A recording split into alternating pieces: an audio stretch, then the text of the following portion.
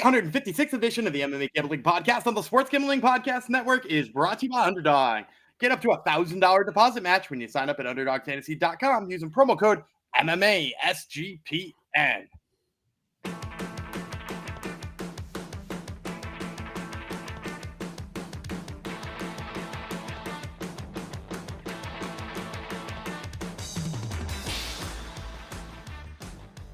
Heidi ho, degenerinos. Welcome to episode 856 of the MMA Gambling Podcast on the Sports Gambling Podcast Network, dedicated to one of our friends on YouTube, Brian Fusco, who gave us a nice comment the other day. He says, "You two really suck picking fights. You always shit the bed." So thank you, Brian Fusco. Obviously, you've been watching the show because we're both horrible at making picks. The only word capitalized in that whole sentence is bed for some reason. So anyhow, shout out to you, Brian Fusco. Hopefully everyone else agrees that Gumby and I are the worst at picking fights, and we're going to be horrible again today.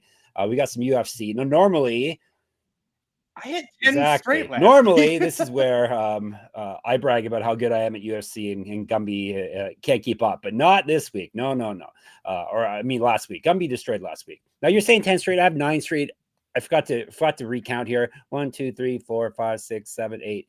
Did you get the first 3 fights wrong, Gumby? I did, yeah. Okay, there was only 12 fights on the card. Oh, was there only 12? Yeah. Okay. Yeah, 9-3 is still a very good night when you hit a couple of big dogs as well, right? Yeah, plus 400, is that what? Or I think we said 380 when we broke down Co on the show. Yeah. But I'd say even more importantly than getting the Co pick right was how I got the Co pick right. He literally did exactly what I said he would, in that he dismantled Oban Elliott, who I've been waiting. No offense to Oban Elliott. I've been waiting for that guy's downfall for a really long time. Not even because I dislike him as a human being, but just being like, man, is he outkicking his coverage? Just getting matchup after matchup that's good for him. Finally, he got one that was bad for him, and Co made him pay. I got some really nice compliments in the Discord. You weren't active on fight night, but you would have. No, I didn't watch it till days later. But yes, I would have been spoiled. But yeah, you're getting compliments for picks you made like years ago, Gumby. Somebody dropped the was it Venezi who dropped the it was someone else. John Salter victory. Yeah, amazing. Yeah, so Gumby went 9-3 despite, don't listen to his 10 and 2. That's a lie. Plus 110 Fiziev, plus 390 Co, plus 225 Daria. So he destroyed. He got his Roundtree and Zelznyakova were his locks of dogs. He nailed those. I hit my lock oral by, missed on the other 2. So anyhow, Gumby looked great, other than being 10 pounds overweight. Yeah, other than that, but luckily his opponent was overweight too, I think. So anyhow, Gumby is creeping closer. I'm still up to $150 if I bet 100 on every fight. Gumby is down 282. So you've really cut the gap. You gained $1,200 on me, or $1,100 on me last week. So this week could be it. You could, depending on how different our picks are, this could be the week that you pull it. I said there was still time. Yeah, there's definitely still time. It is only June. All right, we're going to be talking to UFC 317. After I remind you that NASCAR's in-season tournament is running right now. Wait a minute. This doesn't make any sense at all. NASCAR's in-season tournament, we're running a free contest. That's bad grammar. But anyhow, I didn't write it. Well, it looks like we're running a contest, Gumby, for NASCAR's in-season tournament. Head over to sportsgamblingpodcast.com/NASCAR contest for your chance to win a $200 gift card. And make sure to subscribe to the NASCAR Gambling Podcast. The bosses won't watch me complaining about their grammar, will they? No. We're safe, right? No one cares about MMA. I think you're good. No one cares about MMA. Just you sickos watching us now. All right, we're people care about this fight card. So we have our second pay-per-view of the month, which is exciting stuff. UFC 317, Topuria versus Oliveira. I wanted to say 2, but no, we don't have a rematch for a change. This is coming Saturday as per usual. Today is all about the prelims, which start at 6:30 p.m. We have the usual ESPN Plus, all that stuff for the early prelims, and then when we get to the main prelims, we'll be on ESPN proper. Any thoughts on the prelims before we dive into things? I know you're upset that our favorite felon that hides in dog kennels is falling off the card, but other than that, did you see? I don't know if it was Tapology or if it was somewhere else, but it said Dumas dropped out. Like there was like a little note it said Cedricus Dumas dropped out, and in parentheses it said crime. No, for real? Wow. Is that true, though, I wonder? Yeah. Is that why he dropped out? I haven't heard anything. I mean, I don't know. I don't know, but like that's a real possibility, right? Like maybe he went to get on allowed to leave the state. Yeah. the timing was just about right for being like, Yep. no, you can't leave Florida. We're going to arrest you, kind of deal. Yeah. Yeah, he makes John Jones look like the God-fearing choir boy he pretends to be. That's for sure. Cedric Dumas says, "Hold my beer," John Jones. All right. So we lost that fight. Anything else stand out on the prelims before we dive into it in depth? Couple of signees that I've been waiting for. A couple of signees I didn't see coming. So like that's kind of it's fun in a different kind of way in terms of like, you know, breaking down. Is it the first fight we're gonna do here? Is Ewert and McVey? Because I know the order's been changed around a couple of times, and I didn't know when we had it in. And then I'm assuming we Goozying Goosey next. Second. We're Goozy in second. There's a good title. We didn't do any of our pre-show stuff, so I wasn't. I'm kind of interested in both of these two prospects because they kind of came out of nowhere. We were busy talking about AA baseball before we went on there. We weren't making plans for the podcast. So, all right, let's dive into it. We actually have probably a fight of the night on the prelims as well that we'll be talking about in short time. So, because there will be blood and someone will go to sleep. First fight is a prelim bout. Oh, this is taking place. If you want to go watch it, it's taking place at T-Mobile Arena in Las Vegas, Nevada. Perhaps you've heard of it. All right, main first fight that we're going to jump into is a prelim fight. Short notice debuts for both men. So basically, it's going to cancel each other out. We've got Jackson McVey from the United States. Christopher Ewert, he is from Puerto Rico. Is that correct? I believe. Chile. Oh, man. I always do Chile and Peru. Dirty, I think. He's from Chile, yes. Let's tell you about McVey first. He's the Moose. 6-0, 3 knockouts, 3 submissions. So he's finished everyone. This is his debut. He was the man that originally was put in a fight with Cedric Dumas. I can't say his name. Hopefully I won't have to say it ever again. And then that was like a short notice fight for both men. And then that fight fell through and now Ewert stepped in. So both guys haven't had real much time to prepare. So this is his debut in the UFC. He used to fight at 200 pounds. So basically light heavyweight. 6 years younger than Ewert, 3 inches taller, plus 110. El Tanque, the tank, is 7-0 with 5 knockouts. That would be Ewert. This is his debut as well. Multiple region championships on his mantle. Correct. Get our merch, sportsgamblingpodcast.com/store. Use fight down at 170, minus 130. So a couple of newcomers, close lines. Hopefully Gumby knows lots about both men for us. I know both of these guys fought in the last month, which is part of the allure of having them. And both, one of them had a much longer. Ewert is coming off of fighting. Remember Baby Goose? Reese Watkins, he just beat Reese Watkins not that long ago. So, both guys should be in fight shape. I'm going to go underdog here. I'm going to go Jackson McVey. Me too. I'm glad you agree. Whew, yeah, I went and watched some of the film on Ewert and like, first of all, he looked really good against Baby Goose, letting those hands go. The only thing I don't like about his striking is it looks like he can't bend his knees. And I don't mean that's an issue. I don't mean to be mean, but he's like all of his striking, like when he strikes, his legs are completely straight, and it's like bizarre because he's got so many TKOs. You would assume he generates a lot of power, and that form doesn't lend itself to generating a lot of power. So I'm like kind of confused by that. But on the other token, like he's good at striking, works the body, does all the things you'd like there. But I then went one fight back. This guy named Aaron Chambers, and Chambers had him down pretty easily, took him to some bad places. And granted, he came back and won. That's actually one of the ones he won with a body shot. But like the fact that he had issues with the grappling is why I like McVey here, because McVey, first of all, keeps good range by working kicks. He's like very, very, very tall for the weight class. He's a big dude despite not being particularly ripped. And he like throws lots of front kicks, keeps people at bay. And then when they get too close, his grappling is really sharp and it's fast. He's got like a 30-second Doris choke in his career, which is like nuts. He does have KO power, although granted, definitely not as good of a striker as Ewert. But I'm going to go with the grappler here and the guy who I think should be able to drag him down. Give me Jackson McVey. Yeah, I was leaning McVey. First, he was favored against Dumas, which was pretty impressive considering Dumas is Whether you like him or not, he is a veteran in the UFC. He's fought quite a few times. He beat Mateusz Panaz. Yeah, there you go. I like that McVey's fought 4 times on the LFA stage as well, which is Ewert fought a couple times in Fury, which is good, but LFA is obviously the top regional promotion. I like his well-roundedness. Obviously, as you said, he's got the grappling in his back pocket. He's bigger. He's much younger. So I was surprised to see him as a dog here. Why do you think he's a dog for this one, but he was a favorite for Dumas? I don't know. That's kind of weird to me. Maybe the knockout power of Ewert.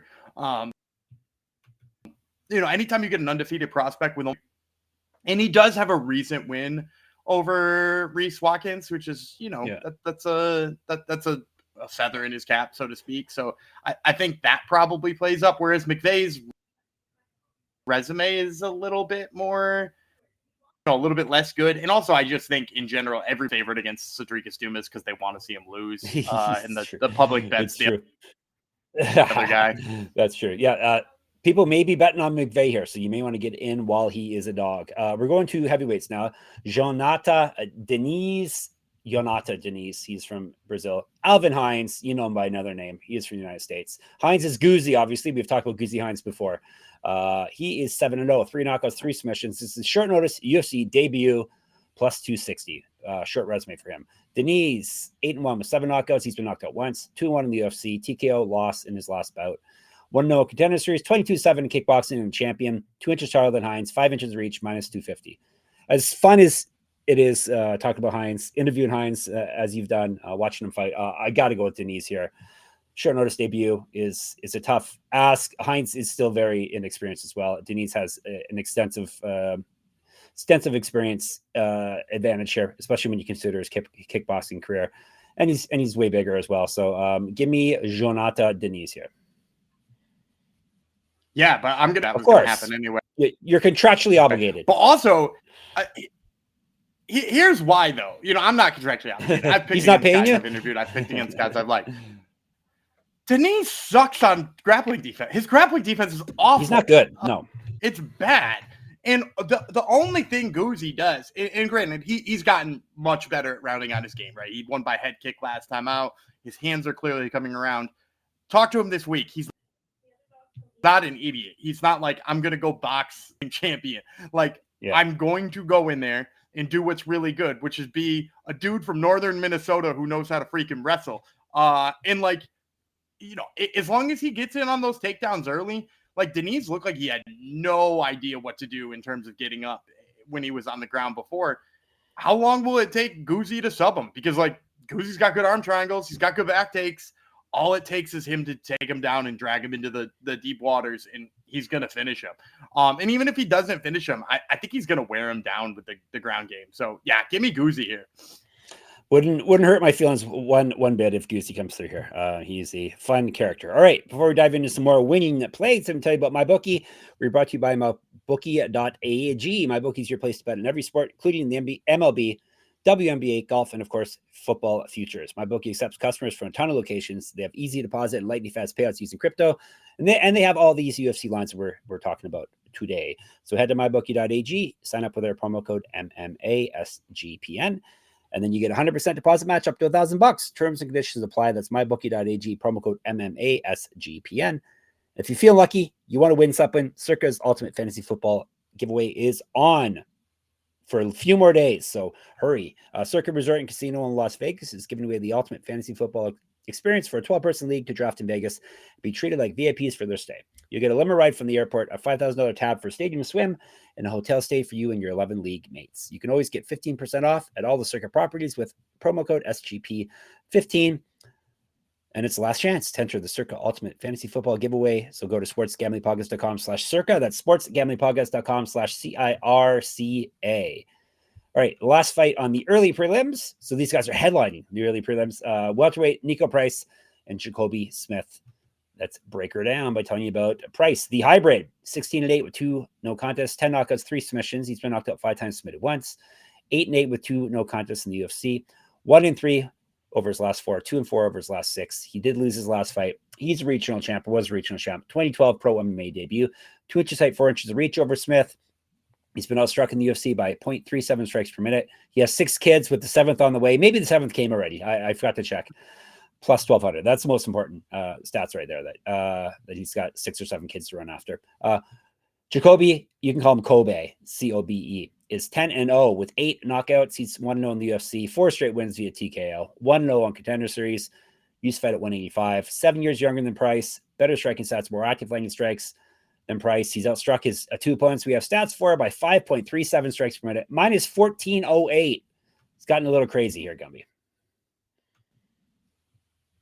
Yeah, that's a nuts line. And you know, I'm gonna pick him anyway. Like I like Jacobe Smith. I think the ceiling's really high for this guy. You know, he's I think hit 8 of his in his UFC and Contender Series career put together. He's an exceptional wrestler. You know, Niko Price, not known for his takedown defense. Not particularly been good off of his back in his career. And then in addition to that too, like Niko Price has been knocked out 5 times in his career, and you got a guy with 8 knockouts, and it's not just TKOs for Jacobe Smith, despite him being like, you know, a damn good wrestler with some pretty good ground and pound. Big, heavy left hand that he throws, knocks people out with it. So, like, you know, if you're trying to make this look a little better, it's definitely Jacobe by KO, but I don't even know how playable that line will be. But yeah, this is a Jacobe Smith fight. Minus 250. Is that playable enough for you? Not for me. You could throw it in a parlay. Yeah.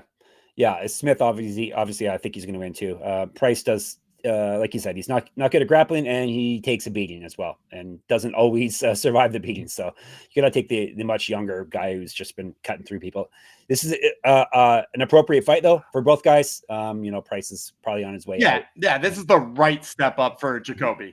Yep, crafty veteran. So someone who gets knocked out but won't go down easy. You really have to earn it. All right, this is the fight I think is probably going to, if they give away a fight of the night, this should be it, right? Unless it ends too fast. Which actually now I think about it, this isn't my top 3. This is going to end. This is going to end too quick. Now I think about it. Terrance McKinney, Viacheslav Borshchev, U.S. versus Mr. They have a Russian flag beside his name now. Let's break her down. 155. Gumby was very adamant that this is not going to. You don't think it's going to be a good fight? No, this is going to be a bad You want to put this over Hyder Amil versus Jose Delgado? You want to put this over, you know, a Felipe Lima fight? Like, no, there's no chance this wins fight of the night. I know how the UFC thinks, though, Gumby. They're very base. Sloppy they're very and base. bad. Yes. Means exactly. Good. They're very base. All right, Borshchev is Slava Claus, 8-5-1 with 6 knockouts. He's been submitted once. 3-4-1 in the UFC. Loss over his last 3. 2-4-1 over his last 7. 1-0 in Contender Series. And then Charlie McKinney. He's outstruck his opponents by 0.48 strikes per minute, plus 148. T-Rex is 16-7, 8 knockouts, 8 submissions. So he's finished everyone. 5. He's been knocked out 5 times, submitted twice. 6-4 in the UFC. He's been 3-4 and 3-3 over his last 6. TKO win in his last bout. Missed weight before at 155. 0-1 in Contender Series. Who did you lose to, Gumby? Terrance McKinney. Oh, that was up a weight class, though. And it was a long time ago, too. I think it was at 170. Or was it at 155, and then he went down to 45 and back to 55? It was up a weight class, I think. I can't remember. A freakishly big guy for featherweight. It was featherweight. Oh, really? Oh, that's right. He decided to go up when he eventually made the UFC, and that was big for him. I had that hit by a flying knee backwards. Yeah. Oh, Sean. There you go. Good job. Yes, he got flying knee by Sean Woodson, because it's kill or be killed when it comes to Terrance McKinney. All right, that was Contender Series. Used to fight, as I said, down at 145, up at 170. He's got 4 inches reach on Borshchev, 2 years younger, better striking stats, more active landing strikes, better grappling stats as well. He's outstruck his opponents by 3.32 strikes per minute, minus 170. Give me McKinney, even though Borshchev is impossible to finish. This may be the day that he gets finished. Not just a sloppy striking battle. Hopefully McKinney leads into his grappling, because I think that will be a big advantage over Borshchev. But I like McKinney here. So I originally wrote down McKinney as my pick with the exact same rationale that, you know, as long as McKinney wrestles here, that should work and should lead him to a victory. Do you know how long it's been since Terrance McKinney shot a takedown? A long time. That's the problem. It's been 2 years. It's been 2 years since he shot a takedown, and it's been almost 3 since he hit one. because his last 2 he missed, and then he hasn't shot one for another 3 fights. And for me, that's good enough reason to take Slava here. Between that and the fact that Slava is really hard to finish, I think both are nightmares for Terrance McKinney, because if finish, it doesn't mean he's not going to empty the clip in the first round anyway, because that's what he does. He empties the clip in the first round. He's not there in the second round, and he gets knocked out a ton after that happens. And like, yeah, I've hated the wrestling defense of Slava Claus. You know me, I would love nothing more than to pick against the guy who is probably better on the feet. Because I do think, I'll also add, I think Slava's better on the feet. He lives behind his jab. He sets up combinations. He doesn't just slug. I think he's much better on the feet. But, like, I would love nothing more to pick against the guy who's better, like, I think has a flaw in the defensive wrestling. I just picked Goozy to beat Jhonata Diniz, right? So I would love nothing more than that. But I do think the fact that he won't shoot is too big of a problem. And the fact that he doesn't have to do it for more than 1 round. I'm going to go Slava, top of this card, but I'm taking Slava. Yeah, as I was reading their bios, I was thinking about switching my pick. That's how unsure I am in this one. I'm pretty sure that the fights, if you want to take the under, it's probably safe, right? I don't know. Well, like, it's priced at 1.5, right? I assume so, yeah. Yeah, it's priced at 1.5, and the problem with the under there is if you like the Slava slide, if you like the Slava side, he's got, so that might take 7.5 minutes, and maybe he gets a finish in minute 8 or 9. So maybe I don't like the under here. Yeah, I'll have to ask Yanni. Yeah, Yanni's the king of the unders, right? That's always his. Oh, it's almost that season, Gumby. Almost time. Yeah, it's almost excited season. I'm excited for Yanni. It's almost Yanni time. That's where Chris Ewert came from, by the way. He was supposed to be fighting week 1 of Contender Series. He had a fight book for it. Yep, nice. So he was hopefully in decent shape for. Well, actually, no, not hopefully. We both picked against him. Hopefully, he's a big fatty come Friday for weigh-ins. All right, these ladies will not be big fatties. We're going down to 125. Viviane Araujo from Brazil, Tracy Cortez from the United States. Flyweights, as I said, we'll break it down. We'll tell you about Araujo first. Vivi, you can call her. She is 13-6, 3 knockouts, 4 submissions. She's been knocked out 1 time. She's durable. 7-5 in the UFC. Win over her last 3. 2-3 over her last 5. 3-4 over her last 7. Used to fight at 115 and 135. She was a regional champion. She has been fighting since 2015. 3 inches of reach over Cortez. More active landing strikes than Cortez. She has been outstruck though in the UFC by 0.83 strikes per minute. She's at plus 210. Cortez 11-2, 1 knockout, 1 submission. She's been submitted once. She owes us some finishes. 6-1 in the UFC, 11-1 over her last 12. She did lose her last bout to Rose Namajunas. Has missed weight before at 125, so keep an eye on that. Used to fight at 135. 1-0 in Contender Series, 2-1 in Invicta. She beat good people in Invicta too. She beat Erin Blanchfield in Invicta. She didn't really though. I know. That's she has a few of those on her record. I think just one. Like I don't think we need to write up. At least was there not at least one? No, I think she's beaten everybody in the UFC that I thought she. Okay. I don't think she got gifted any. She did get gifted that Blanchfield one, but I don't think she got gifted the other ones. No. All right, she's an inch taller than Araujo, 7 years younger, better striking stats. She's outstruck her opponents by 0.7 strikes per minute, minus 225. Is it me first this time? It is you. And I saw your article. I know where you're going. Yeah, I like Tracy Cortez in this spot. In fact, it's one of my favorite spots in the whole card. Whether you roll it into a parlay or what you do with that number, or whether you like it just straight up. Like, I think she's going to be way better than Araujo. I think they're underrating her coming off of that fight where she got her eyelashes kicked off. Yep. It's silly, but like, a fight with Rose Namajunas look bad and make people forget just how good they are too. And we just saw Rose Namajunas sort of take the glamour away in a fight that I picked Rose in, by the way. You think you're a UFC genius now, don't you? And so Cortez, she's got the physicality for it. We've sort of seen Vivi. I don't want to say she's like, on her way out, but she's definitely like on the downside of her career. She's getting slower.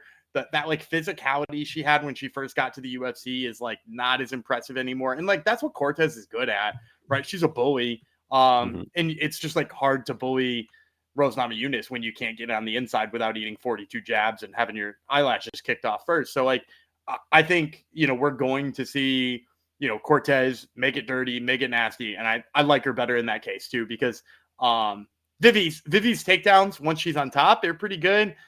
She just doesn't hit them at a high enough rate anymore, and I think I saw her takedown success rate is down under like 45% now. And it's just because those numbers have trailed off lately. So yeah, I like Cortez in this.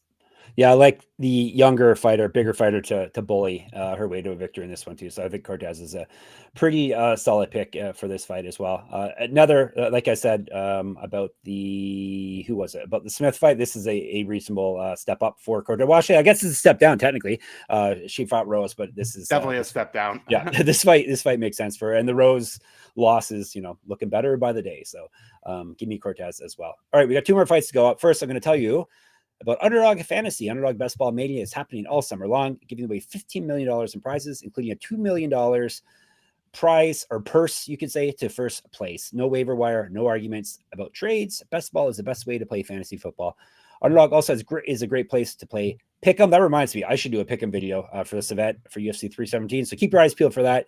And as of now, keep your ears and eyes peeled for a Gumby bonus Underdog Pick and Play for us.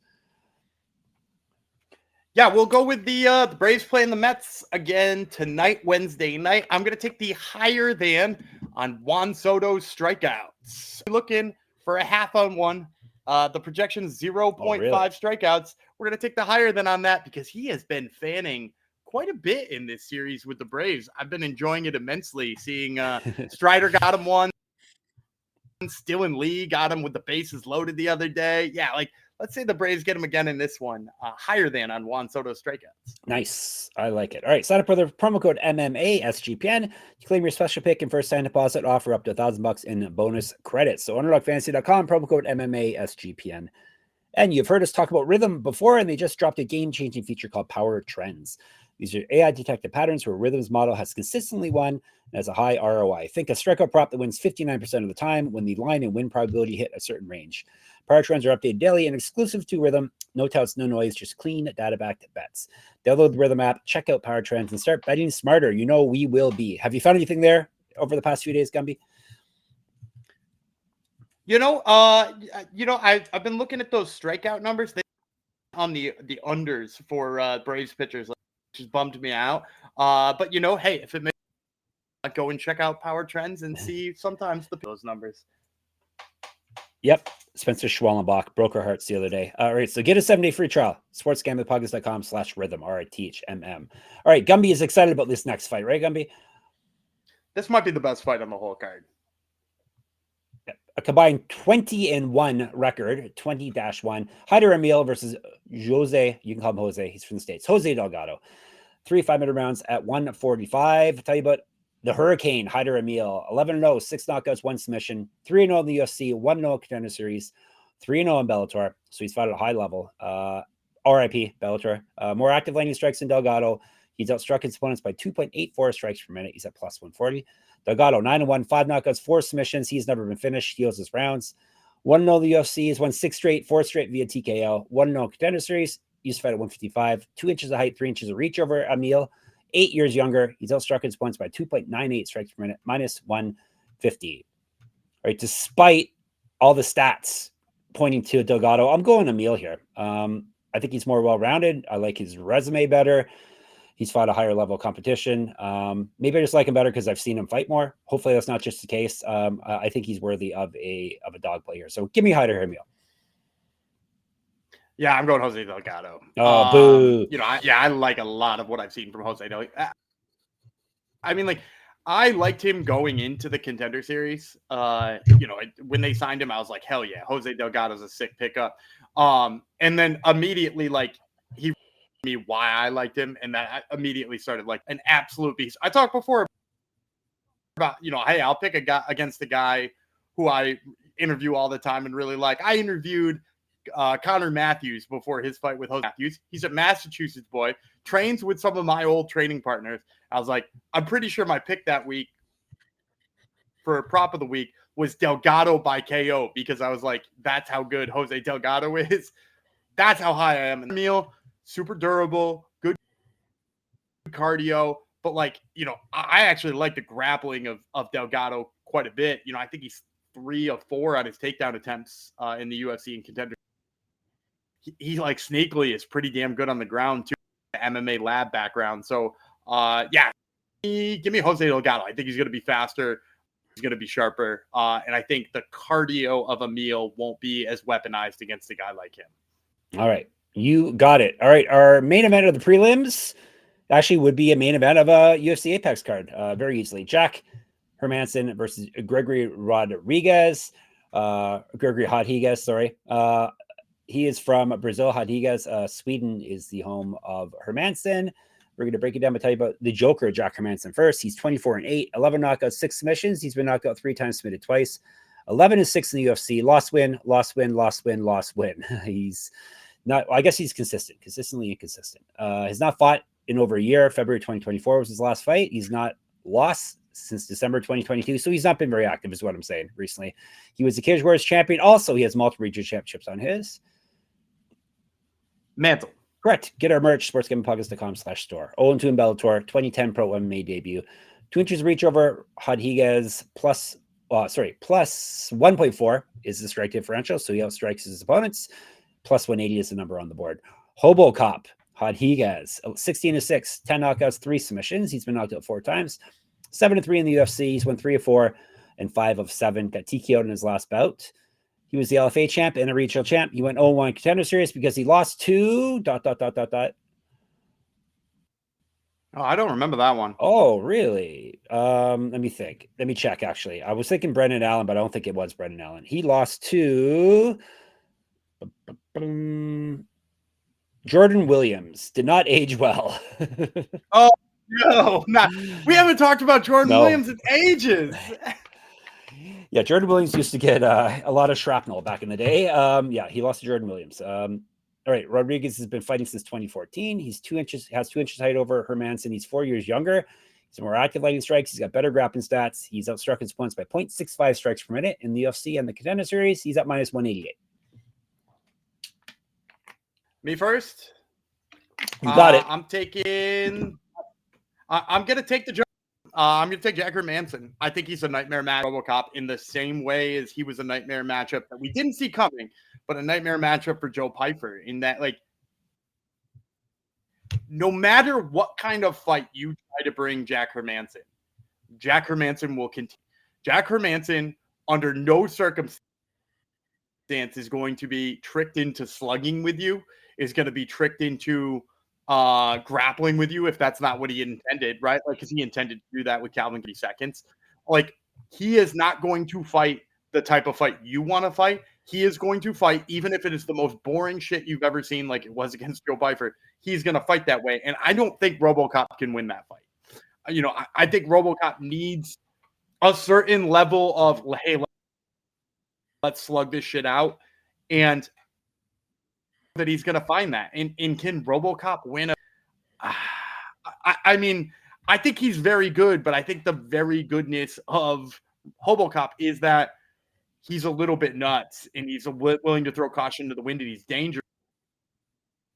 So if you take all that danger away and he create it himself without being obliged with it, I kind of think not. And for that reason, I like Jack Hermansson here. Yeah, I'm taking RoboCop. Obviously super dangerous on the feet, but he also can grapple, which is a key here against Hermansson. But mostly I'm worried about Hermansson's age. He's 37. He's been very inactive over the past few years. And he can't win back-to-back fights, even though that's not really part of the handicapping here, but it is a factor. And Rodrigues basically loses if someone knocks his block off, which is not really Hermansson's MO. So give me Rodrigues in this fight, but it should be a very interesting one. For sure. Not much consensus here. Let's give you a recap. He's got Hermansson. I have Hobocop. I have Amil. He has Delgado. Both have Cortez. I have McKinney. He has Borshchev. We both have Smith. I have Diniz. He has Hines. We both have McVey. So really it's gonna be a weird one. It's going to be a weird one. You can chat about it. People have been chatting about it for ages already in our Discord, sportsgamblingpockets.com/Discord, YouTube, MMA Gambling Podcast on YouTube, SGPN MMA on Twitter. He's at Gumby Vreeland. I'm at Jeff Fox Writer, at Jeff Fox Writer on Instagram as well. Hop into my Substack, get a free subscription, enter my weekly UFC pick'em contest at moneymma.substack.com. Gumby has a podcast, another one. It's called Top Turtle. Tell the people who was on it this week. We got Jack Hermansson and Goozying Hines. There you go. We just talked about both men. So check that out. And of course, you can check all of our stuff out at sportsgamblingpodcast.com, sportsgamblingpodcast.com/store to get your merch, sportsgamblingpodcast.com/Patreon to get some bonus content. We shall be back tomorrow. Hobocop Fox, El Tanque, Vreeland. We'll talk to you then.